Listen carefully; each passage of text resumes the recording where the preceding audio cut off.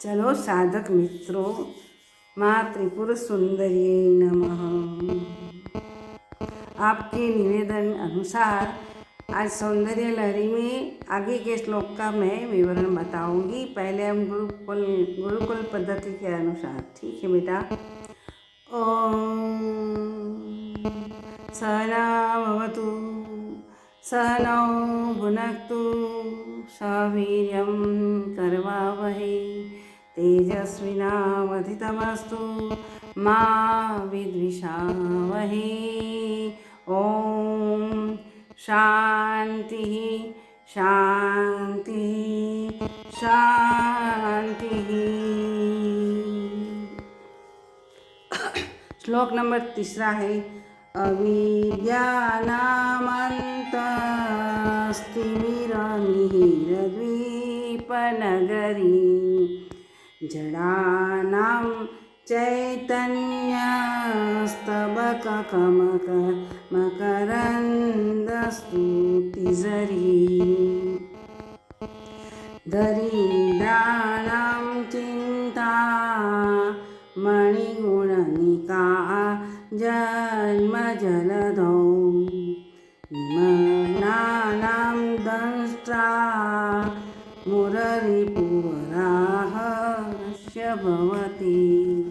हे माँ भगवती, अज्ञान रूपी अंधकार में हमें पड़े हुए हैं, वो अंधकार को नष्ट करने वाली मणिद्वीप नगरी का प्रताप दरअसल में आपके चरण धूलि के लिए ही, इसकी वजह से ही है।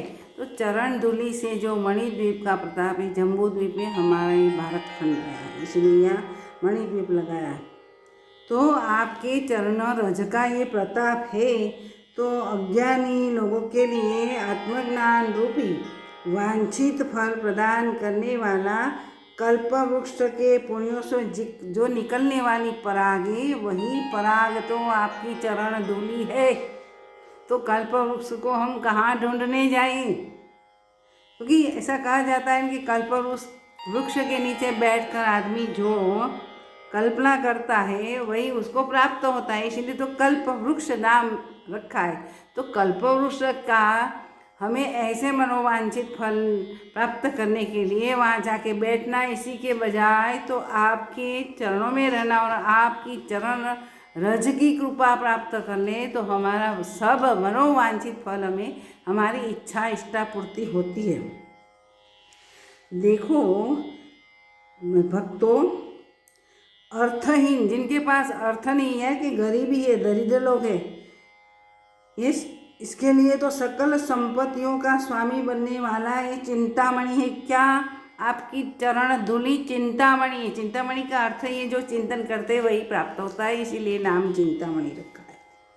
तो ये तो आपका प्रसाद ही हमारे लिए चिंतामणि, वो है मणि है, चिंतामणि, चिंतन करने से सब कुछ देने वाला मणि। तो हे भगवती माँ, जैसे भवसागर में डूबे हुए सब जीवों को उद्धार करने के लिए भगवान विष्णु के अवतार वराह मूर्ति, जैसे वराह अवतार हुआ था और पृथ्वी जो पानी में डूब गई थी, तो उसी को अपने दांतों से, यानी कि द्रंसा, यानी कि दाढ़ से दाढ़ों पर पृथ्वी को बिठा के पानी से बाहर निकाला था, यानी कि पृथ्वी का उद्धार किया था। तो आपका कृपा प्रसाद वराह मोर नाम के दैत्य के जो रिपु है, वो भगवान विष्णु है। तो विष्णु ने वराह अवतार लेके पृथ्वी का उद्धार किया था, समुद्र सागर से उद्धार किया था। तो वैसे जन्म मरण का जो चक्र है, वही जन्म मरण की भयंकर सागर से उद्धार करने वाला आपका प्रसाद वराह दंष्ट्रा जैसा है, वराह के दांत जैसे। और क्या हम कहें माता जी, आपकी और क्या प्रशंसा कर सकते हैं। हम लोग तो बिल्कुल अज्ञानी और विद्या से ग्रस्त है। देखो बेटा, यहाँ जो मंत्र बताया गया है, अविद्या नामांत, अभी मैंने बताया। तो अविद्या, विद्या 2 प्रकार की, अविद्या और विद्या, और अब अपरा और परा। जो समस्त वेद वेदांग है ये सब अपरा विद्या में आता है। परा विद्या उसे कहते हैं जो प्रैक्टिकली आत्मज्ञान करवाते हैं, वे परा विद्या है। तो दो विद्याएँ यहाँ जो श्लोक है उसी में जो वेद शास्त्र पढ़ के विद्वान बन के और छटादार भाषण दे के वाहवाही कमाते हैं, वो असल में विद्वान है ही नहीं, वो पंडित नहीं है। पंडा पंडा इति पंडित ऐसा कहा गया है। नित्यानित्य का विवेक जिनमें इधर एस्टैब्लिश हो गया, बैठ गया, ये नित्य चीज़ है, यानी कि जगत मिथ्या है और ब्रह्म सत्य है, वो विवेक जग जाता है, उसी को ही पंडा अगर विद्वान करते हैं। हम लोग क्या समझते, बहुश्रुत है, चटादार भाषण देते, उसी को विद्वान कहते हैं। वो विद्वान है ही नहीं। वो जो बताते हैं वो तो किसी ने बता दिया है, वहाँ से उधार लेके आप भाषण करते हैं, तो उधार के पैसे से वो व्यापार नहीं चलेगा। अपना खुद का खुद होना ही चाहिए, और शास्त्रों में लिखा हुआ मिलता है, वही है हमारा असल पूंजी, वही है। तो ब्रह्म जिज्ञासु को क्या करना चाहिए कि सब छोड़ छाड़ के प्रैक्टिकल में उतरना चाहिए ब्रह्म विद्या के लिए, और महान सद्गुरु के पास से ये कृपा प्रसाद प्राप्त करके, जब माँ त्रिपुर सुंदरी की कृपा होती है तो गुरु मिल जाते हैं, सद्गुरु, और उसकी कृपा से हम ये संसार सागर तर तो जाते हैं, लेकिन आत्मज्ञान के साथ तर जाते हैं। वही एक त्रिपुर सुंदरी माता जी की परम कृपा है, वही समझना चाहिए। मूर नाम का राक्षस जो दैत्य उसी को मारा था, इसीलिए विष्णु का एक नाम बन गया है मुरारी रिपुहु। तो विष्णु भगवान को मुरारी रूप कहा है, और उसने अपने दांतों से पृथ्वी निकाली थी। तो आपकी जो कृपा है वो वराह का दांत जैसा है, दंत जैसे कृपा है, वो हमें संसार सागर से पार उतारते। अब दूसरा श्लोक है त्वदन्य पाणिभ्याम अभयवरदो दैवतगणः त्वमेका नैवासि प्रकटितवराभीत्यभिनया भयात्रातुं दातुं फलमपि च वाञ्छासमधिकम् शरण्ये लोकानां तव हि चरणावेव निपुणो। हे माँ भगवती, समग्र अत्र तत्र जहाँ तक समग्र व्याप्त है, इसलिए तो जगत गच्छति इति जगत, वो चलता ही परिवर्तित होता ही रहता है, इसीलिए गच्छति इति जगत नाम बना है। तो सारा जगत है वो आश्रय करने के लिए आश्रालय है, एबोर्ड है। हे माँ, अन्य सभी देवगण क्या करते हैं, अभय मुद्रा बताते हैं, आशीर्वाद देते हैं, हाथों में कोई त्रिशूल आदि आयुध भी रखते हैं, और अपनी उपासना करने वाले भक्तों को वो वरदान देती है, भक्तों की वांछा पूरी करती है। लेकिन आप एक ही ऐसी है माँ कि ऐसे अभय मुद्रा नहीं बताती, ऐसे कोई अंकुश मुद्रा नहीं बताती, कुछ नहीं बताती, कोई प्रकार का अभिनय करती नहीं, कोई प्रदर्शन नहीं करती है, क्योंकि आपके चरण ही वही सामर्थ्य धराते हैं जिसके आपके आश्रित भक्तजनों का जन्म मरण रूपी भवसागर से वो पार प्राप्ति कर लेते हैं, पारंपार चले जाते।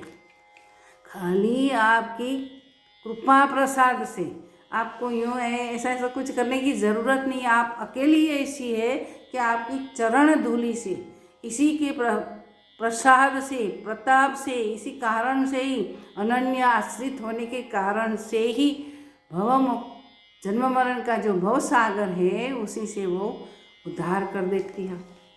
अपनी चरण रज धूलि प्रसाद देखो। तो त्रिपुर सुंदरी माता की हम प्रशंसा करें वो कम पड़ती है, क्योंकि हमारे पास शब्दों है ही नहीं, क्योंकि परम परमेश्वरी उसी के गुणगान हम कहाँ गा सकते। बड़े बड़े विद्वान को भी मन उसी का आकर्षित करके मोह माया महामाया में डाल देती है। तो हम तो अज्ञानी अविद्या से आवृत कैसे माता जी आपकी कृपा प्राप्त करें। बस श्रद्धा भक्ति से आपकी शरण में आश्रय लेना और उसी के मुताबिक जीवन जीना, वही है। तो सुनो बेटा, इस श्लोक नंबर 4 में मुक्ति और भुक्ति प्रद 3 बीजाक्षर निकलते हैं, उसी को बाला मंत्र भी कहा जाता है। 15 अक्षर का बाला मंत्र, बाद में ये बताऊंगी। तो बाला मंत्र में ऐम क्लीम सौ, ऐम क्लीम सौः, अ आ इ ई उ ऊ, अ आ ए ऐ ओ औ औ अह अह, ऐसे जो होता है ना, कक्का में भी ऐसा हम करते क का की कुकू, तो वैसे ही ये प्रस्तुत श्लोक में 4था नंबर का जो श्लोक है, इसमें बाला मंत्र भुक्ति और मुक्ति दोनों देते हैं। भुक्ति और माता जी हमारी मैया है, भरण पोषण करते, पढ़ाते लिखाते, संस्कार देते। तो यहाँ तो जगत जननी है, वो हमें भुक्ति भी देते, हमारी इच्छा भी तृप्त कर देते और अंततो गत्वा मुक्ति आत्मज्ञान भी कराती है। तो हे माँ, यहाँ आपका ऐम क्लीम सौः बीज मंत्र भी इसी यंत्र में दिखता है, उसे बाला मंत्र कहा जाता है। भगवती का स्वरूप ऐसे स्थूल स्वरूप क्या है, हम जो ड्रॉ करते हैं वही तो ठीक है, हमने प्रोजेक्ट किया है, लेकिन उसी का स्वरूप, असल स्वरूप अग्नि स्वरूप है। अग्नि है सुषुम्ना नाड़ी, ये अग्नि यानी कि तेज। तो सुषुम्ना नाड़ी के साथ ये संबंधित है। इड़ा है वो चंद्रा नाड़ी है, इड़ा चंद्र के साइड में इधर बाहिने जो नसकोरा होता है, नासापुट होता है, वहाँ चलती है। और पिंगला है दाहिने नसकोरा, वहाँ से निकलती है डाबा और दाहिना। ईडा और पिंगला बीच का जो है सुषुम्ना नाड़ी है, उसे ब्रह्मनाड़ी भी कहा जाता है। तो बाहिने नसकोरे में चंद्र का जो है प्रभाव है, और दाहिने जो नसकोरा है उसी में सूर्य का है, लेकिन अग्नि का प्रभाव है सुषुम्ना नाड़ी में, ज्ञानाग्नि जिसको बोलते हैं। धीरे धीरे सुषुम्ना जब जागृत हो जाती है ना, तो योगाग्नि शुरू हो जाता है, इसीलिए उसे आग्नेय नाड़ी भी कहा जाता है। तो जैसे अग्नि में सब कुछ डालते हैं तो भस्म हो जाता है, वैसे ही सुषुम्ना खुल जाती है, एक्टिव हो जाती है, तो अग्नि स्वरूप हो जाती है, योगाग्नि उत्पन्न होता है। तो हमारे जन्मांतर के जो इम्प्रिंट्समेंट है, अगर इम्प्रेशन है, अगर विकार है, अगर वो संस्कार है, उसी को जला देती है। तब तो खाली जगह होती है, तो ऊपर उठती उठती षट चक्र को भेद करके ब्रह्मरंध्र चक्र, सहस्रार चक्र तक पहुंचती है, जीव को पहुंचा देती, खुद पहुंचती है, माँ ही काम करती है। हम कुछ साधना नहीं कर पाते, हमारी क्या औकात है। साधना तो गुरु की शक्ति यानी कि त्रिपुर सुंदरी माँ ही खुद इस शरीर में करती है। वो एक रज के बराबर भीतर बैठ गई है और जीव भाव प्राप्त करके हमारा संसार हम चलाते हैं, अहम डाल के, मैं हूँ करके। तो जब ये गुरु कृपा से ब्रह्मनाड़ी अंतर्मुख जागृत होती है, तब क्या कहना, वो अग्नि स्वरूप है। तो हमारा जन्म जन्मांतर का संस्कार, इम्प्रेशन सब जला देती है और ज्ञान तक पहुँचा देती है, क्योंकि उसी के गर्भ में आद्योपांत सारा विश्व है। माँ त्रिपुर सुंदरी का जो बीज मंत्र है, उसी में समग्र विश्व बीज स्वरूप में पड़ा है। तो वो हम बहिर्मुख होके बीज से ही अंकुरित होकर जीव भाव प्राप्त करके हम ये संसार चलाते हैं और जन्म मरण के चक्कर में हम पड़े रहते हैं। तो यहाँ कामनाओं की यानी कि वासनाओं की सिद्धि के लिए काम बीज का प्रयोग भी किया गया है। ऐम क्लीम सौम, क्लीम कामनाओं सिद्धि करने का बीज मंत्र है, उसे कृष्ण का भी मंत्र कहा गया है, कालिका का भी कहा गया है। ओम ऐम सौम, महाकाली, महासरस्वती, महालक्ष्मी तीनों इसमें समाधान। हाँ, इसी को नवारण मंत्र भी कहा गया है, आप अच्छी तरह समझ गई हो। तो देखो, भगवती के चरण में सह, भगवती वाचक स है, अगर सा है तो उसी में सह बीज रहा है चरणों में। तो सौ बीज वो इन तीनों चीज़ों में सब भयों से मुक्ति और सर्व कामना सिद्धि देने वाला बाला मंत्र समाया हुआ है। हमारे शंकराचार्य जी ने भी यही कहा है, हमने उसी के मुख से भी सुना है, और हमारा जो प्रैक्टिकल भगवान ने दिया हुआ ज्ञान ही भगवान की कृपा है, ये कृपा है। तो हमें ये समझ में आता है, इसलिए हम आपको समझा सकते। बाकी साधक की क्या औकात है कि वो समझा सके। माँ त्रिपुर सुंदरी के गुरु सद्गुरु की कृपा के बिना हम ये समझ तो नहीं पाते, तो समझाने की गुंजाइश क्या रहेगी, नहीं रहेगी ने।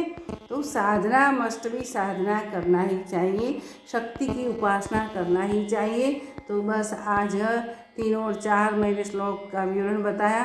कल जो समय मिलेगा तो 5 और 6 श्लोक का मैं विवरण बताऊंगी। आपकी इच्छा है तो मैं ज़रूर पूरी करूंगी। और भगवान भगवती त्रिपुर सुंदरी, भगवान गुरु महाराज और भगवान भगवती त्रिपुर सुंदरी की कृपा हम सब पर बरसती रहे। और ये हम जो प्रवचन यज्ञ कर रहे हैं वही हमारा सफल होता ही रहेगा, होता ही रहे। ओम माँ त्रिपुर सुंदरी नमः, सद्गुरु भगवान नमः, ब्रह्मणे नमः। ओम शांति शांति।